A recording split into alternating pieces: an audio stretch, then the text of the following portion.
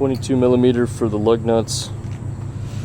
We need a 21, 20, 19, 18, 17, and then a 13 millimeter to get the bolt off for the brake hose so you can rest it on the ground. To take your wheel hub assembly off, you'll have 5/8 right here on all these. Make sure you use a little bit of Loctite when you put it back together. And then you can use 9/16 on these.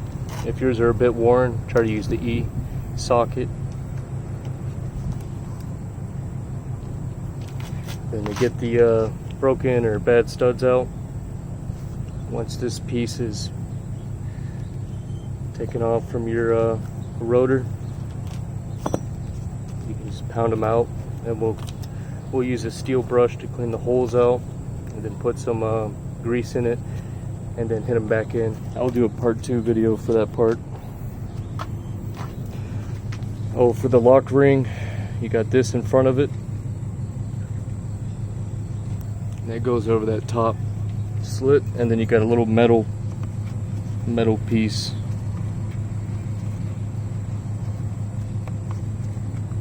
What's in here, but you'll use a magnet. It'll be riding on that slit right there.